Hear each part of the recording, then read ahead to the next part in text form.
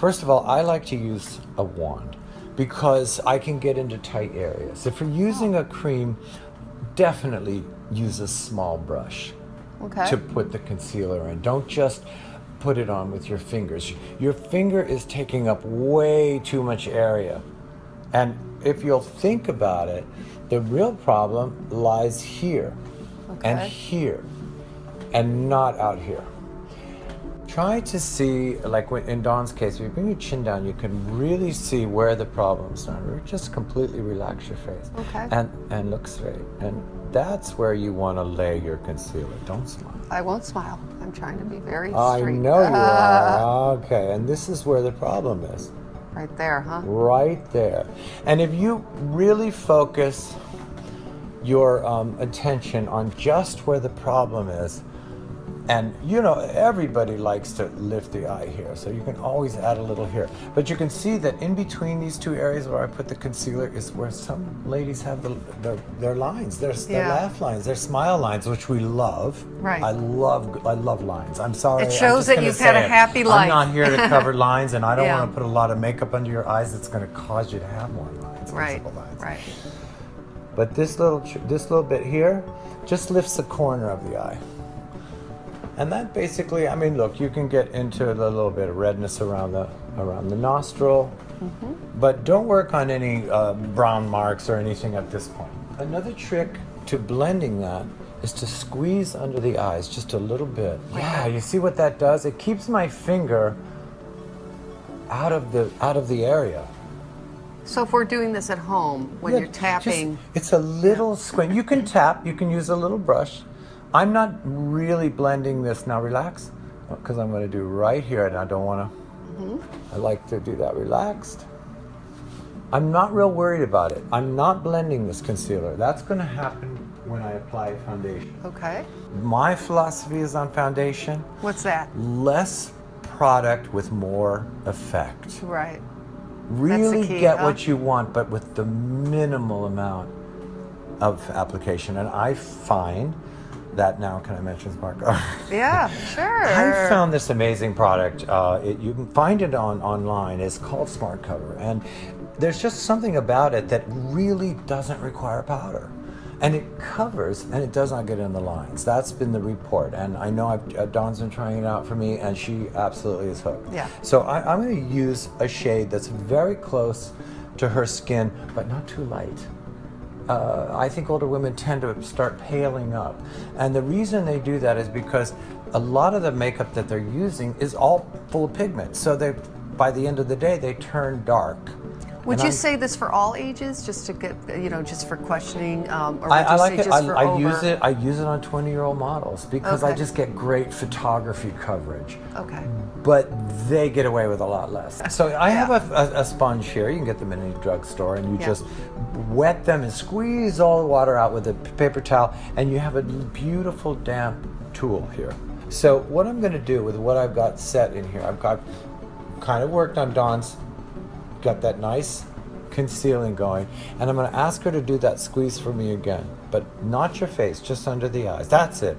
And look up when you do that.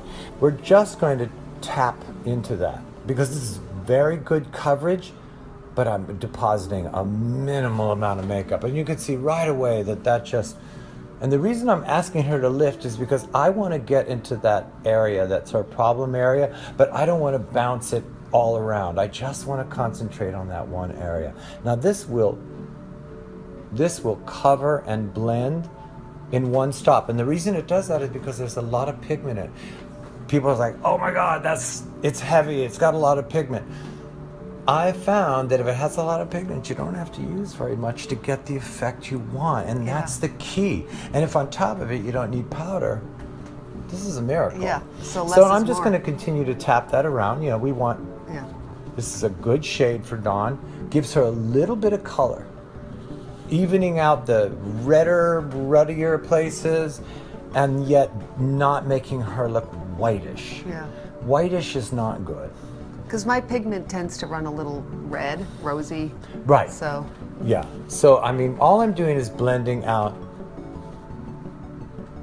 You know, I've planted a little bit of concealer by the nose so you don't have to press a lot of makeup into that.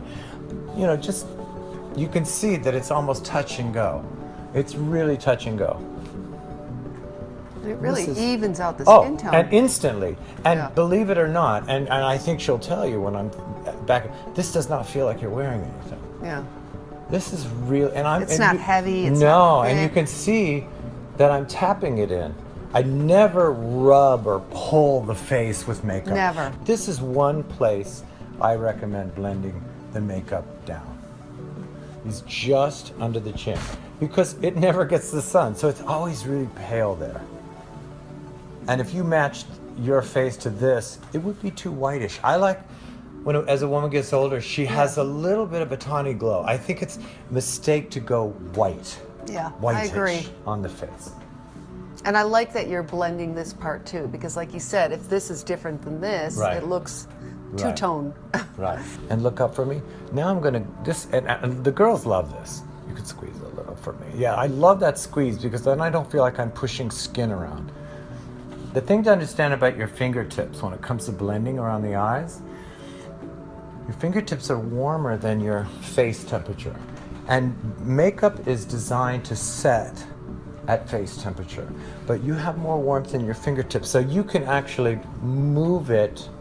You can redistribute and reblend with the heat of your fingers, and you also, in a tapping motion. This makes it end up looking very, very natural. And you know, it keeps it from going into the areas where you don't need it. Most women don't need makeup where their lines are. It's a common mistake. Well, they think they have to cover it. There's no reason to cover that. Now, just to finish off, because I feel like this looks fantastic, just to finish off, I'm just gonna do one dab under each eye. I am gonna just reapply here. I love the tapping as opposed to the pulling. It feels good too. I like hearing that. Yeah. Putting makeup on a face is a beautiful and wonderful experience, Yeah. and not a torture chamber. Yeah. This is all about making you look and feel beautiful. So, and remember, makeup is a way to enhance what you have as opposed to hiding or putting on a mask. We want to really enhance our beauty. So beauty is not an age, people. But no matter what age you are, but you can at any age enhance your looks, emerge to the person you And want to be be. Be vibrant through Absolutely. makeup and play. Absolutely. Okay, so we've done a little concealer under the eyes to brighten that up, and we've done a nice overall foundation. But Don's not going to let me out the door until I've got this freckle covered. Oh no, honey. So I'm just going to use a stick concealer. And this also happens to come from Smart Cover, and it's just a even more pigment product. And you'll see that just a couple of taps with a tiny, this is what I love about these small brushes. Yeah. And you just lay it over that. If you don't want to see it, I think it's cute. I do, I think it's cute. And then just with your finger again, tap. Okay. And this would work with sunspots, age Oh, spots, you can, birthmarks. broken capillaries. People hate those red dots Yeah. on their face.